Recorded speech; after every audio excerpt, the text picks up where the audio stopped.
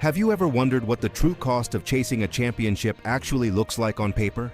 It isn't just the hundreds of millions of dollars spent on superstars. Sometimes, it's the quiet, almost invisible sacrifices made at the very bottom of the roster that tell the real story of a team going all in.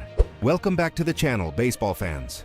Today, we aren't just talking about a simple transaction. We are dissecting the brutal, unforgiving nature of roster management that just saw the Toronto Blue Jays lose infielder Ben Cowles back to the Chicago Cubs. This move, on the surface, looks like a minor footnote in the daily transaction log, but if you peel back the layers, it reveals exactly where the Blue Jays' priorities lie right now.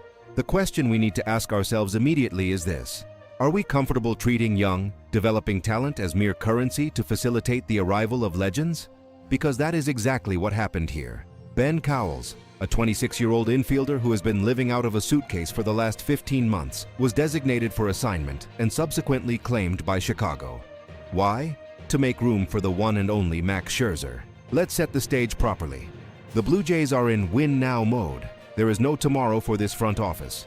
When you sign a three-time Cy Young winner like Scherzer, you are signaling to the league, to the fans, and to the clubhouse that you are hunting for a World Series trophy immediately. But the MLB roster rules are a zero-sum game. You cannot add a player without subtracting another. The 40-man roster is a sacred list, and unfortunately for Ben Cowles, he became the odd man out. This isn't just about losing a utility infielder. It's about the volatility of a player's career when they are caught in the transactional churn of Major League Baseball. Cowles had only been a Blue Jay for 11 days. 11 days. He barely had time to get his jersey fitted before he was placed on waivers again. This speaks volumes about how the front office views their depth pieces versus their star power. They saw an opportunity to land a future Hall of Famer, and they didn't hesitate to cut ties with a prospect they had just acquired. It's a ruthless business, and right now, Toronto is playing hardball.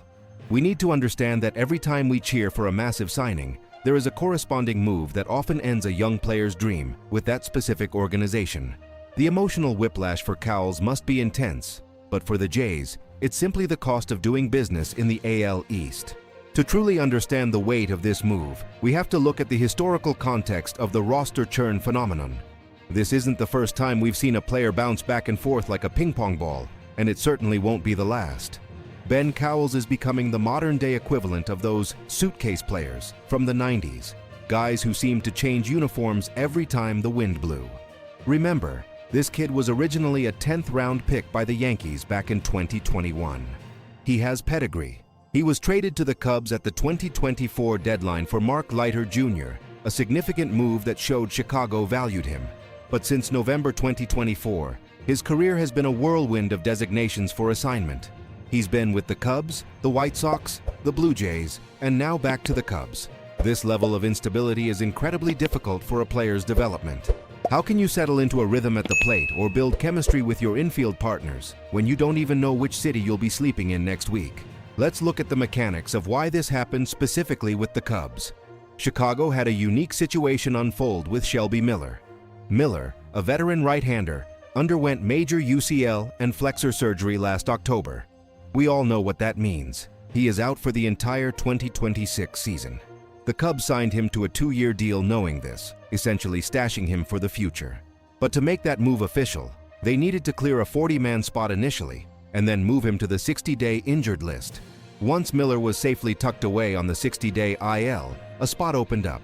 And who was sitting there on the waiver wire, fresh off his brief cup of coffee with the Toronto organization? Ben Cowles. It's almost poetic, in a cruel way. The Cubs essentially used the Blue Jays as a temporary parking spot for Cowles while they sorted out their pitching roster. From a Toronto perspective, this is a bit frustrating. We claimed him because we saw value in his versatility. Shortstop, second base, third base, even some outfield. Those are the kinds of players that championship teams need on their bench. Think back to guys like Ryan Goins or John McDonald. Utility infielders are the glue of a long season. By losing Cowles, the Jays lose a layer of insurance. Sure, he hasn't made his MLB debut yet, but his AAA numbers show a guy who is grinding.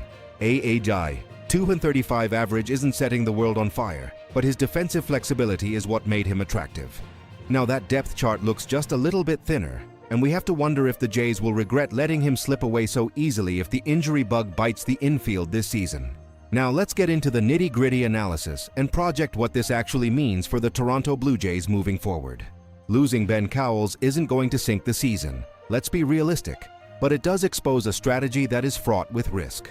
The stars and scrubs approach, where you load up on expensive talent like Scherzer and fill the rest of the roster with replacement-level players or constantly rotating waiver claims, puts immense pressure on the stars to stay healthy. If Bo Bichette or Vladimir Guerrero Jr. need a day off, or God forbid, miss time with an injury, who steps up? The Jays were hoping Cowles could be that depth piece in Buffalo, ready to come up and plug a hole. His slash line in AAA, 235, 300, 371, suggests he still has work to do with the bat, but his 2024 AA performance, where he hit .286 with an .829 OPS, showed real promise. That is the player the Jays were hoping to unlock. By losing him, they lose that potential upside. Furthermore, let's talk about the cap hit and asset management aspect. Waiver claims are essentially free talent acquisition, but when you lose them, you lose asset value. The Jays spent time scouting him, decided he was worth a roster spot, and then had to pivot immediately because the Scherzer deal came together. It's a classic case of opportunity cost. The fan base is currently divided on this. I've seen the comments and half of you are saying, who cares? It's a minor leaguer who hits .230, while the other half is screaming, we need depth. We can't just rely on the same 9 guys for 162 games. And both sides have a point. The analytical department likely crunched the numbers and decided that the probability of Cowles becoming an impact player was lower than the value Scherzer brings in just one start. That's the cold calculus. But what if Cowles goes back to Chicago, finally gets his shot, and turns into a solid everyday player? That's the nightmare scenario for any GM. It's the one that got away narrative. We also have to consider the human element in the locker room. Players notice when guys are treated like commodities. It creates a subtle tension, a reminder that everyone is expendable. The Jays need to be careful not to treat their fringe roster players so callously that it affects the morale of the guys fighting for those final bench spots. If the team struggles early, this lack of stable depth will be the first thing critics point to. So, where does this leave us as we march toward opening day? The Toronto Blue Jays have made their bed, and now they have to lie in it. They have chosen star power over depth stability. They have chosen the immediate impact of Max Scherzer over the developmental potential of Ben Cowles. It is a gamble, plain and simple. A gamble that says, we believe our top-tier talent is enough to carry us, and we can find another Ben Cowles on the waiver wire next week if we need to. And maybe they are right. Maybe Cowles is just a footnote. But in a season that will be defined by attrition and endurance, every single roster spot matters. The Cubs were smart. They manipulated their roster, used the IL rules to their advantage, and got their guy back. The Jays were aggressive. They cleared the deck for a legend. Only time will tell which strategy pays off in October. Ultimately, this move is a reminder that the offseason never truly sleeps. The roster is a living, breathing organism that changes day by day. We wish Ben Cowles the best of luck back in Chicago. Hopefully, he can finally unpack his bags and get that major league debut he's been chasing. But for us, the focus remains on the big picture, the World Series.